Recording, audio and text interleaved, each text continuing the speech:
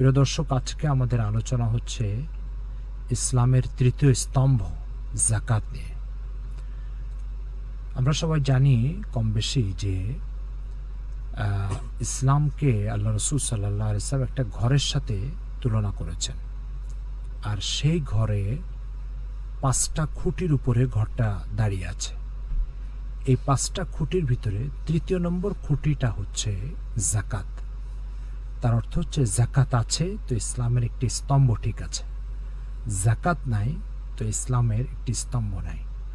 কোনো ঘর দাঁড়ানোর জন্য তার দেয়াল দরকার হয়, কোনো ঘরকে তৈরি করার জন্য তার জানালা দরকার হয়, দরজা দরকার হয়, কিন্তু এই সব কিছু ঘরের জন্য প্রয়োজন হলেও ঘর কিন্তু টিকে থাকে খুঁটির উপরে, স্তম্ভের উপরে। তো ঠিক ইসলামের অনেক কিছু থাকলেও ইসলাম টিকে আছে যে 5টা খুঁটির উপরে, তার ভিতরে একটা খুঁটির নাম হচ্ছে যাকাত। এই জন্য পবিত্র কোরআন মজিদে আল্লাহ পাক যেখানে নামাজের আলোচনা করেছেন তার সাথে সাথে যাকাতের আলোচনা করেছেন। যেমন সূরা বাকারার 43 নম্বর আয়াত, আল্লাহ পাক বলছেন, আকিমুস সালাতা ওয়া আতুজ যাকাতা ওয়ারকাউ মা'আর রাকিঈন। তোমরা নামাজ আদায় করো, যাকাত দাও এবং রুকুকারীদের সাথে রুকু করো। প্রিয় দর্শক ও শ্রোতাবৃন্দ, এই আয়াতের ভিতরে আল্লাহ পাক নামাজকে যেমন ফরজ করেছেন তেমনিভাবে যাকাতকেও ফরজ করেছেন। ফলে যে নামাজকে ফরজ মনে করে আর যাকাত আদায়ে উদাসীনতা দেখায় সে ইসলামের মৌলিক চেতনার পরিপন্থী চলার চেষ্টা করছে। এই কারণে হযরত আবু বকর সিদ্দিক রাদিয়াল্লাহু তাআলা আনহু যখন তিনি ইসলামী রাষ্ট্রের ক্ষমতায় আসলেন আল্লাহ রাসূলের ইন্তেকালের পরে, তখন কিছু লোক যাকাত দিতে অস্বীকার করল। তখন হযরত আবু বকর সিদ্দিক রাদিয়াল্লাহু তাআলা আনহু বললেন যে আল্লাহ রসুল জীবিত থাকতে তাকে একটি উটের রশি দিতেও রশি দিয়েছে, অথচ সে এখন যাকাত হিসাবে সে উটের রশি না দেওয়ার জন্য প্রস্তুতি নিচ্ছে। আমি তার বিরুদ্ধে প্রকাশ্যে লড়াই লিপ্ত হব। প্রিয় দর্শক ও শ্রোতাবৃন্দ, এই ঘটনা থেকে পরিষ্কার বোঝা যায় যে লড়াই লিপ্ত হওয়ার যে ঘোষণা ইসলামী রাষ্ট্রের পক্ষ থেকে দেওয়া হচ্ছে সেটা কোনো ছোটখাটো ত্রুটির কারণে হতে পারে না। বড় ধরনের কোনো ত্রুটি বা বড় ধরনের কোনো ইসলামের সাথে বিমাতাসুলভ আচরণ করার কারণে এটা হবে, আর সেটা হচ্ছে ইসলামের একটা স্তম্ভ যাকাতকে অস্বীকার করা বা যাকাত না দেওয়া।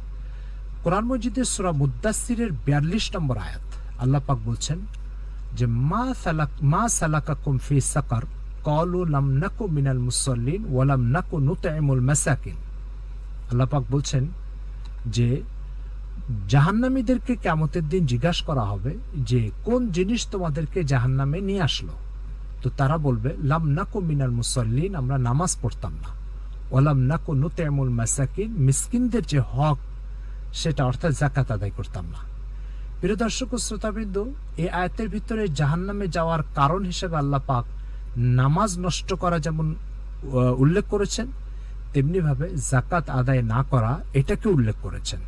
ফলে যে কথাটা পরিষ্কার বুঝতে হবে সেটা হচ্ছে যাকাতের গুরুত্বের ব্যাপারে আমরা আপনাদেরকে 3টা কথা বলেছি।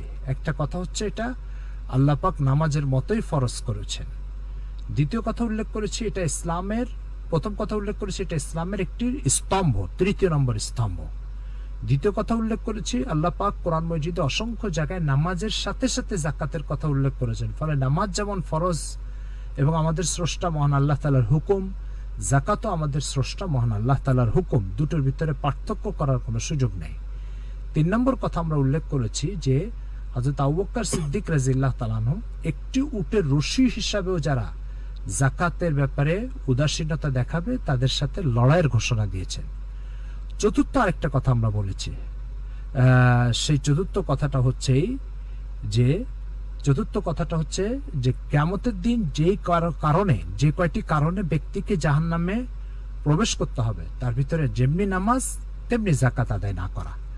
নামাজ নষ্ট করলেও জাহান্নামে যেতে হবে, যাকাত আদায় না করলেও যেতে হবে। আশা করি আলোচনা থেকে পরিষ্কার বুঝতে পেরেছেন যাকাত কতটা গুরুত্বপূর্ণ। এরপরে যদি আমরা সূরা তাওবার 35 নম্বর আয়াত সেখানে যদি আমরা দেখি তাহলে আমরা দেখতে পাচ্ছি আল্লাহ পাক বলছেন যে আল্লাযীনা ইয়াকনিজুনা আয-যাহাবা ওয়াল ফিজ্জাতা ওয়া লা ইউনফিকুনাহা ফি সাবিলিল্লাহ, যারা জাকাতকে, এই যারা সম্পদকে কুক্ষিগত করে আর আল্লাহ তাআলার হুকুম মোতাবেক গরিবের কাছে এই সম্পদ পৌঁছায় না। কোরআনে আল্লাহ তাআলা সূরা তাওবার ভিতরে 35 নম্বর আয়াতে বলছেন যে এই সম্পদকে কিয়ামতের দিন উত্তপ্ত একটা খুন্তির আকারে, খুন্তি নিশ্চয় আপনারা জানেন যেটা দিয়ে খাবার নাড়াচাড়া করা হয় এবং তরকারি রান্না করা হয়, এই খুন্তির আকারে এটাকে আগুনে উত্তপ্ত করে তার মুখে, তার চেহারায়, তার পিঠে, তার সাইডে এটা ছেক দেওয়া হবে। দুনিয়ার এই আগুনে যদি ছেক দেওয়া হতো তাহলে তো কিছুটা সহনীয় বিষয় ছিল, সেটাও সহনীয় নয়, কিন্তু ওই খুন্তিটাকে উত্তপ্ত করা হবে জাহান্নামের আগুন দিয়ে। আল্লাহ তাআলা বলছেন যিনি এই শাস্তি দিবেন তিনি আমাদেরকে শোনাচ্ছেন যে আমি তোমাদেরকে যাকাত আদায় না করার কারণে এই শাস্তি দিব, যে খুন্তি সেটা ছোট এক হাতের খুন্তি হবে না, অনেক বড় খুন্তি হবে, দুনিয়ার আগুনে উত্তপ্ত না, জাহান্নামের আগুনে উত্তপ্ত। কতটা উত্তপ্ত যে সেটা তাপের চোটে, আমরা কখনো কামারের কাছে যদি যাই তো কামারের কাছে দেখব যে কামার একটা লোহাকে কয়লার মধ্যে ঢুকায় কিছুক্ষণ রেখে যখন বের করে তখন লাল টকটক করে। তো আল্লাহ তাআলা বলছেন যে এই ধরনের উত্তপ্ত খুন্তি দিয়ে তার চেহারায়, পিঠে, সাইডে ছেক দেওয়া আর বলা হবে হাযা মা কানাসতুম লিআনফুসিকুম ফাযুকু মা কুনতুম তাকনিজুন। এটা হচ্ছে তোমাদের সেই সম্পদ, যে সম্পদকে তোমরা গরিবের হক আদায় না করে, আল্লাহর আদেশ মোতাবেক ব্যয় না করে জমা করেছো, এই নাও তো ফাযুকু মা কুনতুম তাকনিজুন, তোমরা তোমাদের গচ্ছিত সম্পদের মজা এবার নিতে থাকো। প্রিয় দর্শক ও শ্রোতাবৃন্দ, এই বক্তব্য থেকে কি স্পষ্ট বোঝা যায় না যে যাকাত এটা ইসলামে নফল কাজ নয়, এই যাকাত এটা ইসলামে সাধারণ কোনো হুকুম নয়, এটা মহান আল্লাহ তাআলার পক্ষ থেকে এক মস্ত বড় হুকুম, যেটা আদায় না করলে কঠিন পরিণতির শিকার আমাদের সকলেরই হতে হবে। এটা ওই স্রষ্টার ঘোষণা যিনি আসমান তৈরি করেছেন, ওই স্রষ্টার ঘোষণা যিনি জমিন সৃষ্টি করেছেন, ওই স্রষ্টার ঘোষণা যিনি পৃথিবীতে 700 কোটি মানুষ সৃষ্টি করেছেন। ফলে 3 হাত বডির কোনো মানুষের কথা যদি আপনি বিশ্বাস করেন তাহলে 700 কোটি মানুষের স্রষ্টার কথা কেন বিশ্বাস করবেন না? তো সেই জন্য প্রথম কথা হচ্ছে যাকাতের গুরুত্ব কতটুকু, এটা নিশ্চয়ই এতটুকু কথা থেকে পরিষ্কার বোঝা গেল। এবার আসুন যাকাত এটা কার উপরে ফরজ হয়, কতটুকু সম্পদ থাকলে যাকাত ফরজ হয় এটা জানা দরকার। আমাদের সমাজে আমরা চলতে ফিরতে প্রতিদিন কিছু অর্থের প্রয়োজন হয়, 3 বেলা খাবার খেতে অর্থের প্রয়োজন হয়, সন্তানাদির চিকিৎসার জন্য অর্থের প্রয়োজন হয়, সন্তানাদির পড়াশোনার জন্য অর্থের প্রয়োজন হয়, পরিবারের সদস্যদের পরিধানের বস্ত্র কিনতে যে অর্থের ব্যয় হয়, বাড়ি করতে যে অর্থের ব্যয় হয়, গাড়ি করতে যে অর্থের ব্যয় হয়, এগুলো সব প্রয়োজনের তালিকার অন্তর্ভুক্ত। গাড়ি, বাড়ি, চিকিৎসা, পড়াশোনা, খাবার দাবার, পরিধেয় বস্ত্র, এগুলো সব প্রয়োজন। এই প্রয়োজনটার যে তালিকা আছে, এই তালিকা পার করে কোনো ব্যক্তির উপার্জনের পরিমাণ এত বেশি যে সব প্রয়োজন শেষ করার পরে তার বছরে টাকা জমা থাকে। এই জমা টাকা, এটা যদি 3টা শর্ত পাওয়া যায় তাহলে সে ব্যক্তির উপরে, এই জমা টাকার উপরে যাকাত ফরজ। 1 নম্বর শর্ত যে এই টাকার পরিমাণ নিসাব পরিমাণের চেয়ে বেশি। নিসাব অর্থাৎ 52.5 তোলা রূপা বা তার মূল্য। তো 52.5 তোলা রূপার মূল্য এখন 50,000 টাকার মতো চলছে। তো 1 নম্বর শর্ত হচ্ছে যে তার প্রয়োজনীয় খাবার দাবার সব প্রয়োজন শেষ করার পরে তার কাছে উদ্বৃত্ত টাকার পরিমাণ হচ্ছে 50,000। আচ্ছা, দ্বিতীয় কথা হচ্ছে এই টাকাটার বয়স 1 বছর হতে হবে, ম্যাচুয়ার্ড হতে হবে। যদি এই টাকা ম্যাচুয়ার্ড হয় অর্থাৎ 1 বছর হয়, তারপরে এই টাকার উপরে যাকাত ফরজ হবে। আপনার কাছে 50,000 না 50 লাখ টাকা আছে, কিন্তু তার বয়স হচ্ছে মাত্র 5 মাস, যাকাত ফরজ হবে না। আপনার কাছে 1 কোটি টাকা আছে, কিন্তু তার বয়স হচ্ছে 7 মাস, যাকাত ফরজ হবে না। যাকাত ফরজ হবে যে যেদিন আপনার কাছে জমা টাকার পরিমাণ 50,000 পার হয়ে গেছে, সেদিনের পরে 1 বছর অতিক্রান্ত হলে তারপর আপনার উপরে যাকাত ফরজ হবে। মনে করুন আজকে এপ্রিলের 13 তারিখ, আজকে এপ্রিলের 13 তারিখ, এই 13 তারিখে আপনার কাছে 50,000 টাকা জমা হয়েছে, মানে আপনি 2,000 করে জমাচ্ছেন, আবার 2,000, আবার 2,000, তো গতকালকে ছিল 48,000, আজকে 13 তারিখ আপনার কাছে 50,000 টাকা জমা হয়েছে। আগামী বছর এপ্রিলের 13 তারিখে আপনার উপরে জাকাত ফরজ হবে, 12 তারিখে, একদিন আগে 12 তারিখে 1 বছর পূর্ণ হচ্ছে। এই 12 তারিখে 12 এপ্রিলে আপনার উপরে জাকাত ফরজ হবে। তো এটা 1 নম্বর শর্ত, ম্যাচুরিড হতে হবে। এখানে একটা কথা মনে রাখা দরকার, সেটা হচ্ছে আমরা বোঝার জন্য ইংরেজি মাস বলেছি, কিন্তু জাকাতের কাউন্ট হবে আরবি মাস অনুযায়ী। তো আজকে রমজানের 10 তারিখ, 9 তারিখ না, 9 রমজান, তাই না? আজকে রমজান কত? 11 রমজান। আচ্ছা, আজকে 11 রমজান। তো আজকে 11 রমজানে যদি আপনার কাছে 50,000 টাকা জমা হয়, তাহলে আগামী বছর 10 রমজানে আপনার উপরে জাকাত ফরজ হবে। তো আরবি মাস অনুযায়ী কালেক্ট করতে, এই জন্য আরবি মাসের তালিকাটা জানা আমাদের জন্য জরুরি। 2 নম্বর যে কথাটা, 2 নম্বর যে শর্তটা, সে শর্তটা হচ্ছে আপনার এই 50,000 টাকা আপনার কাছে যা আছে, এটা ঋণ থেকে মুক্ত হতে হবে। আপনি যদি ঋণই থাকেন, আপনার কাছে 1 কোটি টাকা আছে, কিন্তু আপনি ঋণই আছেন হচ্ছে 2 কোটি টাকা, তাহলে আপনার উপরে জাকাত ফরজ হবে না। জাকাত ফরজ হওয়ার জন্য শর্ত হচ্ছে ঋণ থেকে মুক্ত হতে হবে। তাহলে 3টা শর্ত হয়ে গেল। একটা হচ্ছে নির্ধারিত নিসাব পরিমাণ মালের মালিক হতে হবে, একটা শর্ত। 2 নম্বর শর্ত হচ্ছে যে 1 বছর বয়স হতে হবে। 3 নম্বর হচ্ছে যে ঋণ থেকে মুক্ত হতে হবে। এই 3টা শর্ত যদি আপনার কাছে থাকে, তাহলে আপনার উপরে জাকাত ফরজ হয়ে যাবে। এরপরে যে কথাটা, সেটা হচ্ছে জাকাত কোন কোন ধরনের মালের উপরে ফরজ হয়। একজন ব্যক্তি ঢাকা শহরে 5টা বাড়ি আছে, এই 5টা বাড়ির দাম হচ্ছে, মনে করেন কথা 10 কোটি টাকা, এই ব্যক্তির উপরে জাকাত ফরজ নয়। এরই বিপরীতে আবার একজন গরিব মানুষ, সে টাকা জমাতে জমাতে 50,000 টাকা জমা করে ফেলেছে, তাহলে তার উপরে আবার জাকাত ফরজ। ফলে কার উপরে জাকাত ফরজ হচ্ছে আর কার উপরে হচ্ছে না, কোন ধরনের মালে জাকাত ফরজ হচ্ছে আর হচ্ছে না, এটা আপনাকে একটু পরিষ্কার ধারণা নিতে হবে। এই জন্য মনোযোগের সাথে একটু শোনার চেষ্টা করেন। সেটা হচ্ছে যে জাকাত আমাদের সমাজে ফরজ হয় 3 ধরনের মালের মধ্যে। এক ধরনের মাল হচ্ছে যে জমা টাকা। জমা টাকার যত শাখা প্রশাখা আছে, সব শাখা প্রশাখা, সেটা হচ্ছে কোনো ব্যাংকে ডিবিএস করে রাখলেন, কোনো ব্যাংকে এককালীন একটা সঞ্চয় হিসাব নিয়ে রাখলেন, সঞ্চয় পত্র কিনে রাখলেন, অথবা এফডিআর করে রাখলেন, অথবা কোনো ব্যক্তির কাছে আপনি ঋণ হিসাবে পাবেন, অথবা কোনো দোকান আপনি ভাড়া নিয়েছেন, দোকানের মালিককে আপনি অ্যাডভান্স দিয়েছেন 2 লাখ টাকা, অথবা আপনার নিজের বাড়িতে সিন্দুকের মধ্যে জমা আছে, অথবা আপনার ব্যাংকের অ্যাকাউন্টে জমা আছে, অথবা কোনো ব্যক্তিকে সাময়িক কোনো উপকারের জন্য দিয়ে রাখছেন। এগুলো সব জমা টাকার শাখা প্রশাখা। এই সব জমা টাকাতে, জমা টাকা জাকাতের জন্য সবচেয়ে উপযুক্ত জায়গা। টাকা জমা থাকলে জাকাত ফরজ হবে, কিন্তু ওই শর্তগুলো মনে রাখতে হবে। ঋণ থেকে মুক্ত হতে হবে, 1 বছর বয়স হতে হবে, সাথে সাথে 50,000 টাকার উপরে হতে হবে। এই 1 নম্বর হচ্ছে জমা টাকা। 2 নম্বর হচ্ছে ব্যবসার পুঁজি।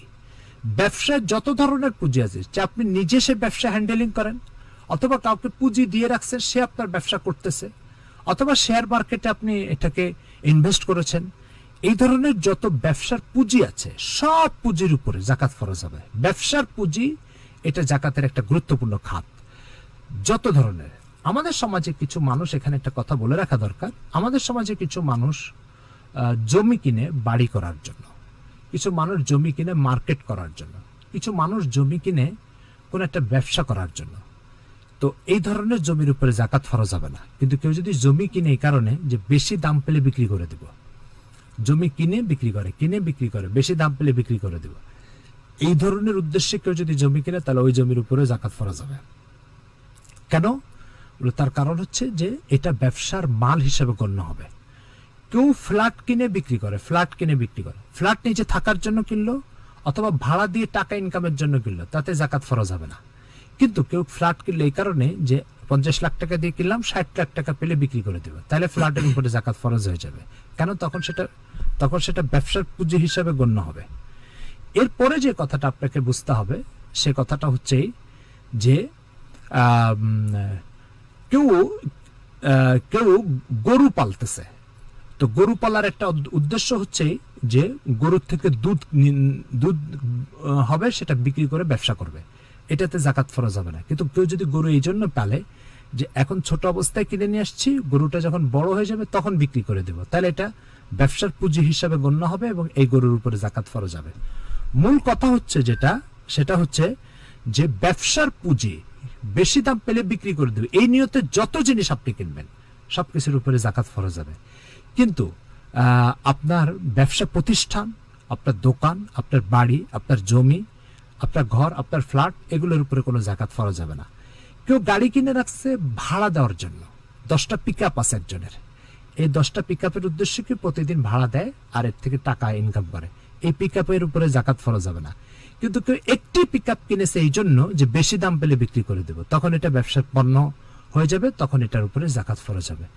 তাহলে আমরা বলতে যাচ্ছি যে 3 ধরনের মালের উপরে আমাদের সমাজে জাকাত ফরজ হয়। 1 নম্বর হচ্ছে জমা টাকা, 2 নম্বর হচ্ছে ব্যবসার পণ্য, 3 নম্বর হচ্ছে জাকাত ফরজ হয়, 3 নম্বর হচ্ছে আপনার স্বর্ণালঙ্কার, স্বর্ণালঙ্কারের উপর জাকাত ফরজ হয়। সুতরাং আমাদের যার যার স্বর্ণ অথবা রূপার অলঙ্কার আছে, এগুলোর যদি 50,000 টাকার বেশি মূল্যের হয় তাহলে এগুলোর উপরে জাকাত দিতে হবে। এটা এই 3 ধরনের মালের উপর জাকাত ফরজ হয়। সুতরাং এর বাইরে আপনার 10টা বাড়ি আছে ঢাকা শহরে, আপনার উপর জাকাত ফরজ নাই। আপনার ঢাকা শহরে 10টা প্লট আছে, জাকাত ফরজ নাই প্লটের উপরে। কিন্তু এই 10টা বাড়ির থেকে যে ভাড়া আসে, সেই ভাড়া যদি জমে যায় এবং জমা ভাড়ার পরিমাণ 50,000-এর বেশি হয় এবং 1 বছর পার হয়ে যায়, তাহলে আবার এই ভাড়ার টাকা জমে যাওয়ার কারণে এর উপরে জাকাত ফরজ হবে। প্রিয় দর্শক ও শ্রোতাবৃন্দ, আশা করি আপনারা বুঝতে পেরেছেন কোন কোন ধরনের মালের উপরে জাকাত ফরজ হয়। আপনার 2 কোটি টাকা দামের একটা গাড়ি আছে, এই গাড়ির উপরে জাকাত ফরজ না। আপনার 2 কোটি টাকা দামের একটা ফ্ল্যাট আছে, এটার উপরে জাকাত ফরজ না। কিন্তু এই ফ্ল্যাট এবং গাড়ি যদি আপনি বেশি দাম পেলে বিক্রি করবে এই নিয়তে ক্রয় করেন, তাহলে এটার উপরে জাকাত ফরজ। আশা করি কোন কোন মালের উপরে জাকাত ফরজ একটা সংক্ষিপ্ত তালিকা জানতে পেরেছি। এরপরে আসেন, আমাদের সমাজে প্রত্যেক মাল যে মালিক তার উপরে জাকাত ফরজ হবে। সুতরাং আপনি আপনার স্ত্রীকে গহনা দিয়েছেন, এই গহনা 2 ধরনের হতে পারে। এটা হলো আমার গহনা, আমি স্ত্রীকে ব্যবহার করতে দিয়েছি, তাহলে মালিক আপনি, আপনাকে জাকাত দিতে হবে। আর স্ত্রীকে মালিক বানিয়ে দিয়েছে, সে এখন মালিক, চাইলে রাখতে পারে, চাইলে বিক্রি করতে পারে, সে ব্যাপারে স্বাধীন, তাহলে স্ত্রীর এই গহনার জাকাত স্ত্রীকেই দিতে হবে, স্বামীর জন্য দেওয়া প্রয়োজন নাই। কেউ হয়তো বলতে পারে হুজুর স্ত্রীর তো কোনো টাকা নাই, তাহলে সে কোত্থেকে দিবে? তাহলে তার জন্য 2টা অপশন। একটা অপশন হচ্ছে গহনা বিক্রি করে দিবে, গহনা বিক্রি করে জাকাত দিয়ে আদায় করবে। আর দ্বিতীয় অপশন হচ্ছে স্বামী যদি তার পক্ষ থেকে আদায় করে দেয়, তাহলে এই জাকাত আদায় হয়ে যাবে। সুতরাং স্ত্রীর যে সম্পদের মালিক তার জাকাত স্ত্রী দিবে, স্বামী যে সম্পদের মালিক সেই সম্পদের জাকাত স্বামী দিবে। স্ত্রীরটা স্বামীর জন্য দেওয়া অপরিহার্য নয়, স্বামীরটা স্ত্রীরটার জন্য দেওয়া অপরিহার্য নয়। তবে কোন ব্যক্তির অনুমতি নিয়ে তার জাকাতের টাকা যদি আরেকজন দিয়ে দেয় বা আদায় করে দেয়, তাহলে সেটা প্রযোজ্য হবে বা আদায় হয়ে যাবে। এরপরে যে কথাটা আপনাকে মনে রাখতে হবে সেটা হচ্ছে জাকাত নিয়ে আমাদের সমাজে কিছু ভুল ভ্রান্তি আছে, সে আলোচনাটা আমরা একটু পরে আসছি। তার আগে জাকাত কে পাবে, কাকে আপনি জাকাত দিতে পারবেন, কে জাকাত পাওয়ার যোগ্য? প্রথম কথা হচ্ছে জাকাত এটা আমাদের গরিব দুঃখী মানুষ যারা, আমাদের সমাজে 2 ধরনের মানুষ। কিছু মানুষ আছে তার প্রয়োজন হচ্ছে 50,000 টাকা মাসে, কিন্তু তার উপার্জন আছে 1 লাখ টাকা। কিছু মানুষ আছে যে সমাজে তার প্রয়োজন হচ্ছে 10,000 টাকা, কিন্তু সে উপার্জন করতেছে 5,000 টাকা।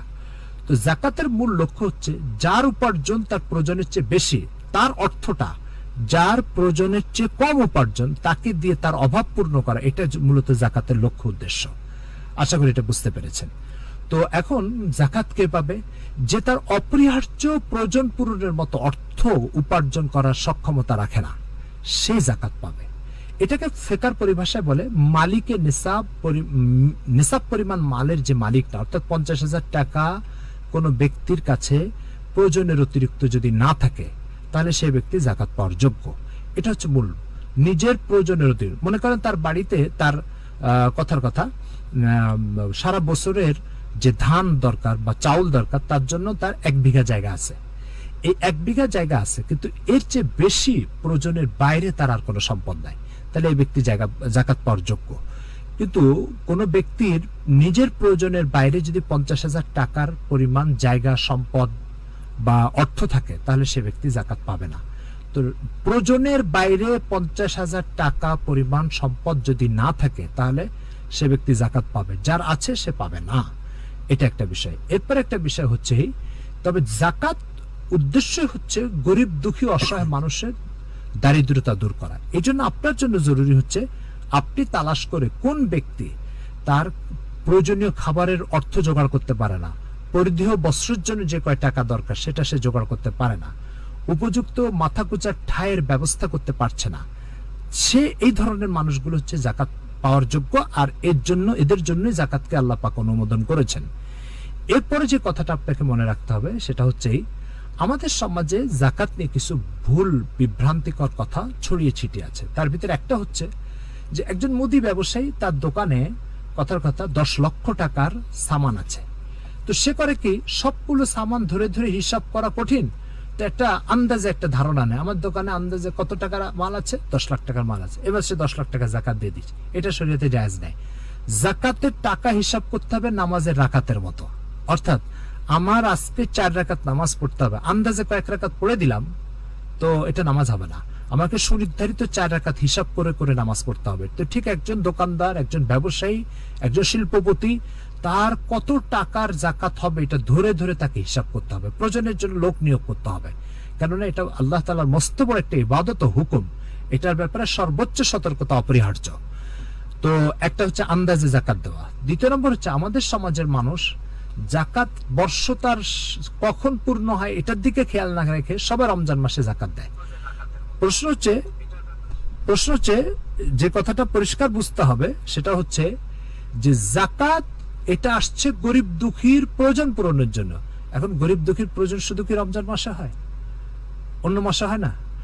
একজন গরিব মানুষ তার চিকিৎসার অভাবে সে হসপিটালে যেতে পারছে না, বাড়িতে শুয়ে শুয়ে সে মারা যাচ্ছে, মৃত্যুর শয্যায় সে সময় পার করছে। এখন এই ঘটনাটা ঘটছে হচ্ছে রবিউল আউয়াল মাসে, আপনি জাকাত দিবেন হচ্ছে তারও কয়েক মাস পরে রমজান মাসে। তো প্রয়োজন তার রবিউল আউয়ালের, জাকাত দিলেন আপনি রমজান মাসে, তো জাকাত অনুমোদনের যে মূল লক্ষ্য সেই লক্ষ্যটাই তো অর্জন হচ্ছে না। একজন গরিব মানুষ সে একজনের থেকে ঋণ নিয়েছে, এখন ঋণ দাতাও তার বাড়িতে এসে উৎপাত করতেছে, আর এই ঘটনা ঘটতেছে মনে করেন জিলকদ মাসে অথবা এপ্রিল মাসে, আপনি জাকাত দিলেন রমজান মাসে, তো তার প্রয়োজন ছিল 1 মাসে, আপনি জাকাত দিলেন আরেক মাসে, তাতে যখন ক্ষুধা লাগলো তখন খাবার আসলো না, যখন পেট ভরা তখন খাবার আসলো।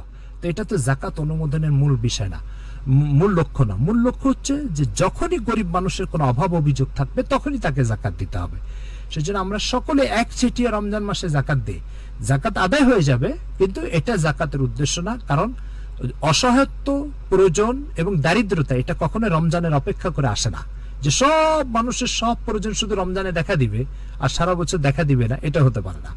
তো এই জন্য আমাদের সমাজের এই ভুলটা আর ব্যাপারে সজাগ সতর্ক হওয়া দরকার, যে জাকাত এটা শুধু রমজান মাসের আমল নয়, এটা সারা বছরের আমল। অর্থাৎ যেদিন আমি মালিকে নিসাব হব, 50,000 টাকার যেদিন মালিক হব, সেদিন আমাকে জাকাত দিতে হবে।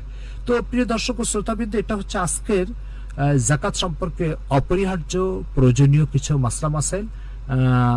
আর এটা তো ইসলাম 1400 বছরের একটা দিন ও জীবন আদর্শ, সুতরাং শুধু কি 10-15 মিনিট আর 20 মিনিটে জাকাতের বিষয়টা আলোচনা করে শেষ করা সম্ভব? মোটেও নয়। অপরিহার্য একেবারে বেসিক নলেজের যে কথাগুলো সেগুলো আমরা আপনাদের সামনে আলোচনা করেছি। 1 নম্বর আলোচনা করেছি জাকাতের গুরুত্ব, 2 নম্বর আলোচনা করেছি জাকাত কার কার উপরে ফরজ হয়, 3 নম্বর আলোচনা করেছি জাকাত কোন কোন মালে ফরজ হয়, 4 নম্বর আলোচনা করেছি যে জাকাত কারা কারা পাওয়ার যোগ্য, 5 নম্বর আলোচনা করেছি হচ্ছে জাকাতের ব্যাপারে আমাদের সমাজে কিছু ভুল ভ্রান্তি কাজ করছে, সেটা সমাধান হওয়া দরকার, সংশোধন হওয়া দরকার। এই 5টা বিষয়ে আলোচনা করেছি। আপনাদের কাছে অনুরোধ থাকবে আজকের আলোচনাটা খুব বেশি শেয়ার করে দিবেন, যাতে করে জাকাত নিয়ে আমাদের সমাজে যেই অজ্ঞতা আছে, না জানার বিষয়টা আছে, সেটা যেন ঠিক হয়ে যায়, সংশোধন হয়ে যায়, এবং সকলেই যেন জাকাত আল্লাহ তাআলার মস্ত বড় একটা ইবাদত, সেই হিসাবে এটাকে পালন করতে পারে। আর একটা কথা বলে আমরা আমাদের প্রশ্ন পর্বে চলে যাব। সেই কথাটা হচ্ছে যে আল্লাহ তাআলা বলছেন যে লা তাকি ফায়ুকা, তুমি তোমার মুষ্টিকে গরিবের জন্য কখনো বন্ধ করো না, তাহলে আল্লাহর মুষ্টিও বন্ধ হয়ে যাবে তোমার জন্য। আর তুমি যদি তোমার মুষ্টিকে খুলে দাও, তাহলে আল্লাহ তাআলার মুষ্টিও তোমার জন্য খুলে যাবে। আপনি একটা জিনিস মানে অনুমান করতে পারছেন, রোজা এটা আল্লাহ তাআলার হুকুম ও তার হক, কিন্তু কোন ব্যক্তির রোজা অসুস্থতার কারণে, বার্ধক্যতার কারণে থাকতে পারছে না, আল্লাহ পাক কি বলছেন, যাও আমার গরিব দুঃখী মিসকিন বান্দাকে 2 বেলা খানা খাওয়ায় দাও, তাহলে আমার যে হকটা সেটা আদায় হয়ে যাবে। তার মানে আল্লাহ পাক তার হক রোজা সেটাকে সে ছেড়ে দিচ্ছেন একজন গরিব মিসকিনের কারণে। তো ঠিক গরিব মিসকিনকে আল্লাহ পাক কত বেশি মহব্বত করেন এবং তার প্রয়োজন পূরণটা আল্লাহর কাছে কত বড় জিনিস যে আল্লাহ পাক তার হককে উৎসর্গ করছেন গরিব মিসকিনের হকের জন্য। সুতরাং ওই হাদিসটা আপনি স্মরণ করতে পারেন যে হাদিসে আল্লাহ রাসূল বলছেন যে কিয়ামতের দিন আল্লাহ পাক একজন সম্পদশালী ব্যক্তিকে জিজ্ঞাসা করবেন যে আচ্ছা, আমি তোমার বাড়ির পাশে ক্ষুধার্ত অবস্থায় ছিলাম, তুমি তো আমাকে অন্ন দাও নাই। আমি তোমার বাড়ির পাশে উলঙ্গ অবস্থায় ছিলাম, তুমি তো আমাকে একটু পোশাক পরাও নাই। আমি তোমার বাড়ির পাশে পিপাসিত ছিলাম, তুমি আমাকে একটু পানি পান করাও নাই। এই কথা যখন বলবেন তখন ওই বান্দা বলবে, ইয়া আল্লাহ, আপনি আমাদের সকলের স্রষ্টা, আপনি আবার ক্ষুধার্ত থাকেন কিভাবে? তখন আল্লাহ পাক বলবেন, তোমার প্রতিবেশী যে ক্ষুধার্ত ছিল তাকে যদি খাবার দিতে তাহলে সেটা আমাকেই দেওয়া হতো, তার পরনে যদি পোশাক পরাতে তাহলে সেটা আমাকেই পরানো হতো। প্রিয় দর্শক ও শ্রোতাবৃন্দ, গরিব দুঃখী মানুষের খোঁজ খবর নেওয়া কত গুরুত্বপূর্ণ বিষয় ইসলামে, যে আজকে আপনি একজন গরিবকে 100 টাকা দিচ্ছেন, মূলত এই টাকাটা আল্লাহকেই দেওয়া হলো। আপনি একজন গরিবের পরনে একটা পোশাক পরিয়ে দিচ্ছেন, তো এটা মূলত আল্লাহকেই পরানো হলো। কত বড় বিষয়! আসমান ও জমিনের স্রষ্টা মহান আল্লাহ তাআলাকে আপনি পোশাক পরাচ্ছেন গরিবকে পোশাক পরানোর মাধ্যমে। হযরত ইবনে আব্বাস রাদিয়াল্লাহু তাআলার প্রসিদ্ধ হাদিস, আল্লাহ রাসূল সাল্লাল্লাহু আলাইহি ওয়াসাল্লাম বলেছেন, কোন ব্যক্তি যদি একজন অসহায় মানুষকে একটি কাপড় পরায়, তো যতদিন তার পরনে এই কাপড়টা থাকবে ততদিন দাতার আমলনামায় সওয়াব লেখা হতে থাকবে। কত চমৎকার কথা বলেছেন আল্লাহ রাসূল। তো এই জন্য প্রিয় দর্শক ও শ্রোতাবৃন্দ, গরিব দুঃখী মানুষদেরকে কখনো তুচ্ছ তাচ্ছিল্য না করি, অবজ্ঞা অবহেলা না করি। এরা মূলত আমার স্থায়ীভাবে জান্নাতে যাওয়ার মাধ্যম, এরা স্থায়ীভাবে আমার জাহান্নাম থেকে মুক্তির মাধ্যম। এই জন্য এদের অভাব অভিযোগ দূর করা, এদের দুর্দিনের কাছে থাকা, এদের অসহায়ত্ব দূর করার চেষ্টা করা, এটা তার স্বার্থে দরকার না, আমার জাহান্নাম থেকে মুক্তির স্বার্থে দরকার। সুতরাং আপনি এই হাদিসটা স্মরণ করতে পারেন যে এক মহিলা ব্যভিচারী এবং জেনাকারী ছিল। সে একটা কুকুরকে পানি পান করানোর কারণে আল্লাহ পাক তার জীবনের সব গুনাহ মাফ করে দিয়েছেন। সুতরাং কুকুর সৃষ্টির একটা সাধারণ একটা সৃষ্টি, তার পানির পিপাসা দূর করার কারণে যদি তাকে আল্লাহ পাক জান্নাতের ফয়সালা করে দেন, তো আপনি আশরাফুল মাখলুকাত, সৃষ্টির শ্রেষ্ঠ সৃষ্টি মানুষ, তার প্রয়োজন যখন পূর্ণ করবেন, তার পিপাসা যখন দূর করবেন, আল্লাহ পাক তার জন্য আপনার কত গুনাহ মাফ করবেন বলেন। তো এই জন্য এই বিষয়গুলোকে মামুলি মনে না করি, সাধারণ মনে না করি, এটা অনেক বড় বিষয়, আমার স্বার্থে দরকার, আমার প্রয়োজনে দরকার। তো এই জন্য আজকে আমরা এই আলোচনার থেকে যে বার্তাটা আমাদের শ্রোতাবৃন্দকে বরং সমস্ত উম্মতে মুহাম্মাদীকে দিতে চাই, সেটা হচ্ছে গরিব দুঃখীকে বোঝা মনে না করি, অবজ্ঞা না করি, তুচ্ছ তাচ্ছিল্য না করে মনে না করি। এরা আমার জান্নাতে যাওয়ার মাধ্যম, এরা আমার জাহান্নাম থেকে মুক্তির মাধ্যম। এদেরকে দিলে আল্লাহকে দেওয়া হয়, এদেরকে খাওয়ালে আল্লাহকে খাওয়ানো হয়, এদেরকে পড়ালে আল্লাহকেই পড়ানো হয়।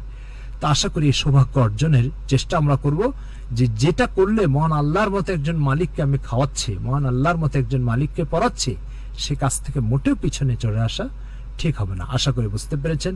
আল্লাহ পাক আমাদের সবাইকে বুঝার, মানার এবং আমল করার